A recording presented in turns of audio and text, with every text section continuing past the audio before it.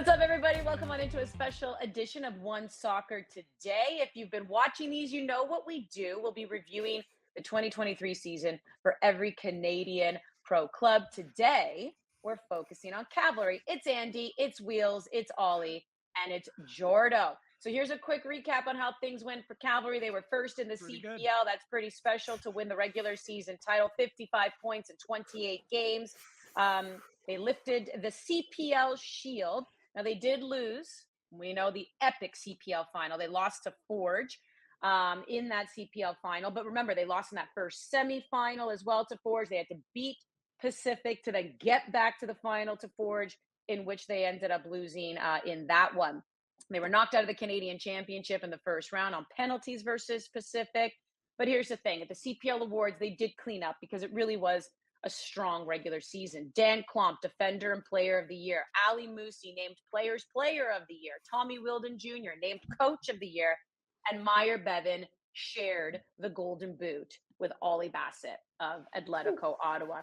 So we start things off with our grades. So this is where you hold up your grade for the season that was for Cavalry. Wheels. You go, okay. Oh, Wow. okay. And then, wow, this A is plus. like, Can I jump in A and say plus. why I can't give it an A plus because they didn't go on to win the final game of the year? That's the only thing that kept them away from being an A plus. From an absolutely Jordan, perfect A+. season. Yeah. So I guess I can jump in and say why I'm giving them lead an A off. plus. I think all your reasons, guys, are valid, absolutely, and I stayed up many nights thinking about why it's an A plus. I'll say this: they were untouchable for the CPL season. Yes, I know playoffs matter. I'm not gonna get into this argument with you again, Andy. I agree with you. Playoffs do matter, okay? But tell me a team throughout a season in the Canadian Premier League that have been as dominant as Cavalry were. Like, for me, I know I get it. That is the icing on the cake. That would have been great to beat Forge at Tim Hortons Field in the finals. But their season, outside of maybe you're looking at the last 10, 15 minutes, was chef's kiss, was phenomenal. They got an A plus for me because Tommy Wilden Jr. also transformed this team. Look, he boosted it. He got it so much better. You had a Joe DiChiaro that left, a Bradley Viet, that left, Elliot Simmons. And then you brought in a Bradley Camden, Montgomery, Shamit Shone, Jesse Daly, like added the people and the pieces that they needed. This was an A plus season for me. All right, he's go A plus. I don't know, Ollie, how you're feeling about that. I mean, you gave an A. Did you not give a plus because they didn't win the title, the playoff? But I respect it from Jordan because he's right. Like, they couldn't have done a lot more this season, really, when you look at the way they performed throughout the season. And the only reason to not put that plus on there is that they didn't have that final trophy in their hands in Hamilton. And that literally came down to 15 minutes of football. So you're kind of punishing them for that when there was a lot more that was absolutely outstanding throughout the season from Cavalry's perspective. They dominated that regular season. I think midway through the year, we were all wondering if anyone could really put their foot down and take charge of that title race. Looks maybe more likely that Pacific might do it or Forge. And Cavalry just went on this incredible run in which they were knocking off every top team in the league. Winning games late, winning games in different ways, playing a different brand of football than I think we've seen before from this Cavalry team. And they went through some growing pains at the start of the season to get there. So in terms of what a CPL team can do in a salary cap league where there is so much parity, to be as far ahead as they were, to be as outstanding throughout the season, or certainly in the second half of the season as they were, like you're not going to get many seasons much better than that, I don't think, in the next few years when you look at the absolute best CPL clubs. Guys, like, this season could have been even better. And let me explain. This is how dominant Cavalry were over the regular season. 16 wins. Next best in the CPL was 11. 46 goals scored. Next best was 42. 27 goals conceded. Next best was 32. A plus 19 goal differential. Next best was 7. But what's crazy, why I say it can even be better, their first 7 games, they won one match. One game. They won 2 games through their first 9. Then they went on this run of 14 wins, 1 draw, and 3 losses. Like, that start of the season when some decisions went against them.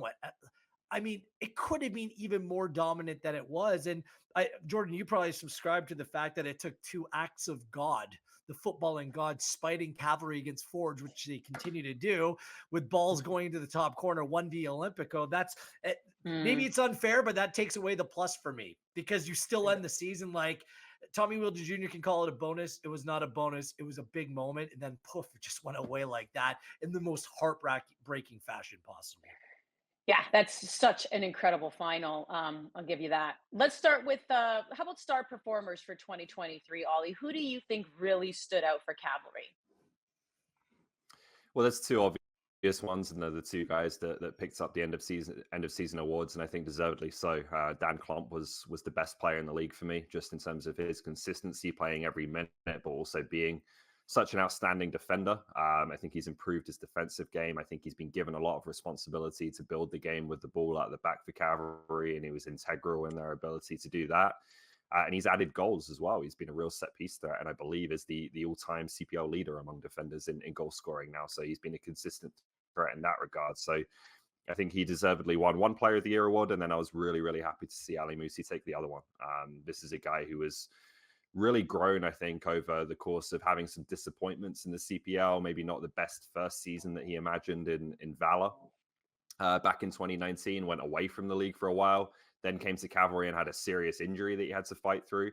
And this season, I don't think there was a player that I enjoyed watching more in the league than Ali Musi. At his best, he is so dynamic, so dangerous, beats his man, scores goals, creates goals.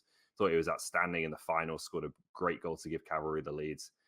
And this is one of the, now just firmly established as one of the star attractions in the CPL. Jordan? Yeah, how could you ignore Ali Musi? I'm going to go a different route just because, we can go on and on about Musi. And we talked about the beginning of the season that for Cavalry to have a successful season, a player like Ali Musi needs to step up. But another name, Wheels and I mentioned, I'm sure Ollie had mentioned as well, is this is a player that had quality in Sergio Camargo, but was just never fit. Right? He knew that he could play. Playing against him, he was a player when he would get subbed on, he said, oh boy, because he was a bit shifty. Not the fastest guy, but he's quick and he's smart. He's intelligent. He knows where to pick up the ball. And if you give him time and space, he can punish you. But you're thinking, oh, this is a guy that he doesn't play a lot. He doesn't play often. He doesn't know. Before the season, he didn't know how to keep himself healthy. And I agree with Wheels. He always says this. It's a skill. And it's true. And whatever he did this season, that is something he needs to replicate because they needed him. Scored 6 goals, had 2 assists, but more importantly, was just out and about. Was just buzzing around. And that freed up players like Musi, freed up Bevan, freed up other players for Cavalry. So for me, I'm just maybe giving his flowers because there are obviously other names we could pick, the Klomps and the Musis, but Camargo for me stepped up big this season, and that's why he's going to get my He's your star performer for 2023? Well, because we've talked about all these other ones. I think he's a star in the terms of that he's like given some spreading the love. I can't remember season. Yeah, I can't remember a season he scored 6 goals, and I don't know why you keep doing this, Jules. I kind of explained that Musi and other guys, of course, are the big dogs, but he stepped up in a huge way, and that helped them get to where they are. Is that my tell when I don't agree with you? I just start doing that. I mean, if you did it 9 times, I was like, yeah. They had Cavalry had 6 players who scored 5 goals or more. Like they were a well-rounded team. So I like how Jordan kind of went a little bit beyond those 2 players to get all the spotlight. Add like a rookie in Kobza coming in. Like who would have expected him to be as good as he was? Shome and the work rate that he provided, allowing other players to go in and do their thing. The midseason acquisition of Akio. Like there's just that they're blessed with so many players that could get the job done in multiple different ways. And this team is transformed before our eyes. Well, we're Forged. Their big rival have really kept the core of that group together. This Cavalry team has really turned over aside from really Carducci and Camargo. So it's kind of impressive about how it's all come together in such an incredible way.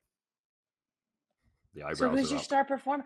I just don't understand this guy. We're not handing out participation ribbons. If it's Ali Musi, then it's we Ali agree Musi with Ollie. We're just building on Ollie. We're trying to make a more interesting show than just saying Klomp and Musi 3 times. What do you want to say? If the dude is the dude, then you say he's the dude. You don't start saying, and this one, and that one. No. Give the guy the record star performer is Ali Musi. Okay, that's fine. Whatever. You guys want to go on a tangent. Let me ask you this. Disappointment. Perfect segue. I was so disappointed in your answers. Who or what, Jordan, was the biggest disappointment for Cavalry in 2023? Personally, I kind of liked it when he said it because I read through Tommy Wheeldon Jr. and I know that he was just giving a little bit of taking the pressure off of his team and putting it on himself, and people were focusing on his quotes.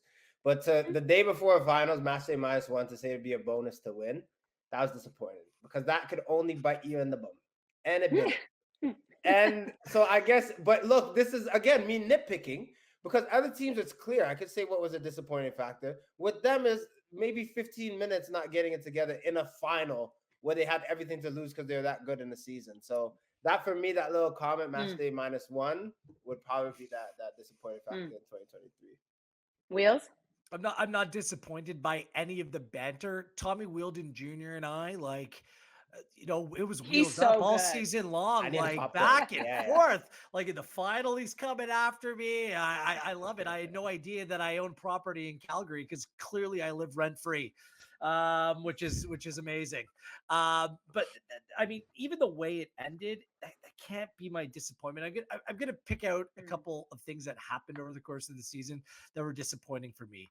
Losing Intigne the way that they did. I mean, I would have loved to have seen him in the Canadian Premier League for longer, but he was such a good, young, emerging talent that he was taken away. And I understand why, I get it, but I would have loved to have seen him in this league. And if they don't lose Intigne, then I don't think they go on and lose the Canadian Premier League final. He was that much of a difference maker, and he could have provided them a little bit even more of a pace, of speed, of spark, just all those things that could have led them to a victory.